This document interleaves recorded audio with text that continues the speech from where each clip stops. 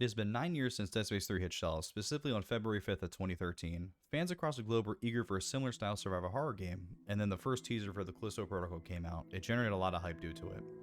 This game was released on December 2nd of 2022, developed by Striking Distance Studios. In my opinion, the story is very good, as it captured me from the beginning cutscene. I feel as though the game does not overstay its welcome either, while providing an authentic and unique experience for players to sink their teeth into.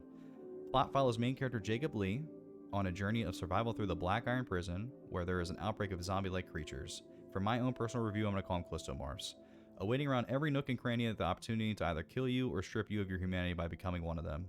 The game is played in a third-person perspective, much like Dead Space or RE4. Obviously inspired by Dead Space, but with a twist. Melee combat is what is heavily focused and relied on in this game, whereas firearms are used mostly for tougher enemies you will encounter. It is possible to dismember Callisto morphs during combat, but in my playthrough I didn't experience it nearly enough or even at all. Enemy variety is okay, meaning those with high expectations will be dulled from seeing the same enemies doing the same moves over and over again.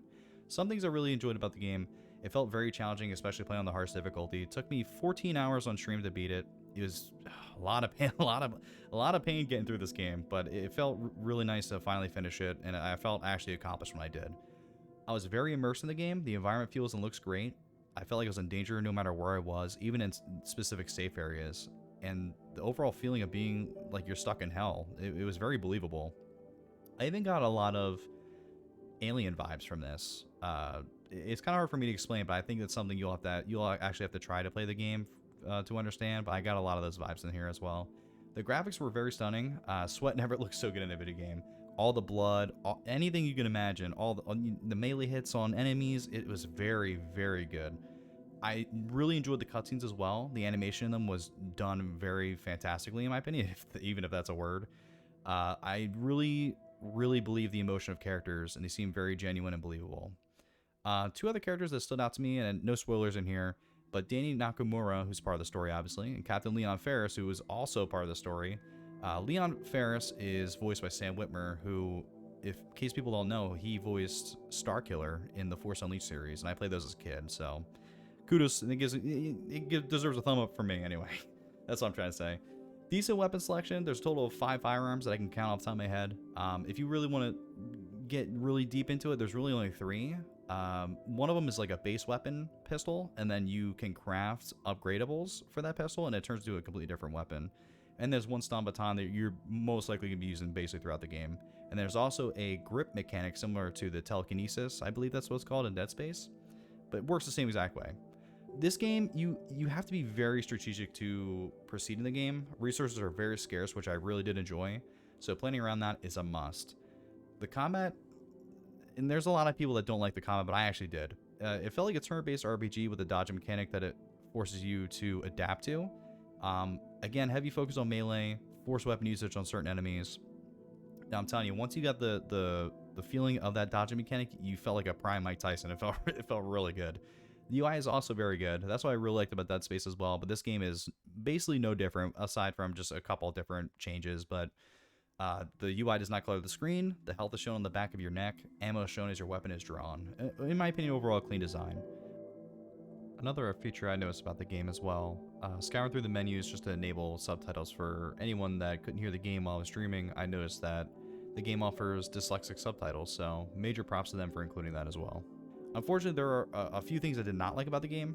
Performance obviously being one of them. I played through the PC version, and the frame drops, random FPS drops, it's unacceptable for a game that was released in 2022, in my opinion. Or maybe, I'm assuming that everyone feels that way too, but if I'm paying $70 for a game, I should not be dealing with these kind of issues at all. But I had to run the game on medium graphics, enable DX11, turn VSync on, and performance mode on to even get a stable stream for my audience. But I was able to overcome it, but again, it should not have released in the state that it was. While in combat, it was tough to switch weapons, and this goes back to the whole crafting mechanic where your pistol becomes 2 different weapons, and as you switch those weapons, you have to detach that attachment that you place on that pistol for it to become that other weapon. So sitting through that animation, it could be good or bad. If you don't time things right, it can cause you to die. So take that with what you want. Manual saves do not matter, and I do not understand why they did this with this game. But no matter what you did, if you crafted something, got more ammo, you name it, you saved after you done that, you go in the next room, you die, doesn't matter. The game puts you right back to the checkpoints, and I don't know why they decided to do that, but here we are. The second half of the game is where I experienced the really bad stutter and frame drops, and this is the post first patch that they released for the game. It's very unfortunate because of this, it really took me out of the immersion experience. I really enjoyed it in like the first half of the game, but again, it shouldn't have been released this way. Infrequent dodging. Sometimes with the dodge mechanic, it'll do the animation as if you successfully dodged an enemy's attack or what have you, and you still die. So it could be a gaming chair issue, could be a skill issue, don't know. But I feel like I should have had a lot more dodges than whatever, you know. No skippable cutscenes. In my opinion, every game released nowadays should have skippable cutscenes no matter what, even if you don't want to just sit through them or whatever. I'm the type of person that likes to enjoy them for what they are. However, it's just, in my opinion, in today's day and age, personal gripe, but I feel like there should be skippable cutscenes. Was it worth the wait? I think so. I really enjoyed my playthrough. Again, it took me 14 hours to beat it on the hardest difficulty. I really enjoyed it. Are there problems with the game? I already mentioned them, but yes, of course there are problems with the game. Was it worth the $70, especially on release with how the game was dropped? No. If we took away those performance issues, I feel like I can better justify the $70 purchase on this game, but because of that, I would say maybe it's worth $45, if that. Not even, probably.